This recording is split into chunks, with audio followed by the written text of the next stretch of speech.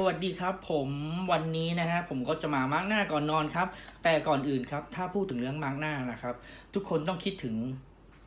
ปัญหาเก่าๆซ้ำๆซากๆนั่นก็คือมาร์กหน้าแบบที่เป็นแผ่นใช่ไหมฮะแบบที่เป็นแผ่นนะฮะข้อเสียมันก็คือแผ่นมาร์กหน้าจะไม่พอดีกับหน้าเรา2ต้องอยู่นิ่งๆเวลามาร์กหน้าไม่สามารถทำอย่างอื่นไปพร้อมกันได้3คนรอบข้างมักจะตกใจเวลาเรามาร์กหน้านะครับจริงๆแล้วผู้ชายก็ควรมาร์กหน้านะครับแต่จะง่ายกว่าไหมครับเพียงใช้ตัวนี้ฮะAmaze ครับ Extra Repair Sleeping Mask ครับตัวนี้คิดค้นใหม่มาจากประเทศเกาหลีใต้นะครับโดยสูตรเฉพาะของ Amaze เองนะครับผมตัวนี้เพียงทาก่อนนอนไม่จำเป็นต้องล้างออกครับ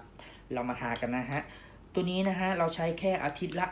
2-3 ครั้งเท่านั้นเองนะครับมันจะช่วยให้ใบหน้าเรานุ่มชุ่มชื่นนะครับกระจ่างใสมีออร่านะครับที่สำคัญครับราคาไม่แพงครับเทียบเท่ากับเคาน์เตอร์แบรนด์หลายแบรนด์ดังในบ้านเราเลยนะฮะผมใช้มาละผมว่ามันโอเคแล้วก็ดีมากเลยนะครับผมเลยมาแนะนำครับผมถ้าใครสนใจก็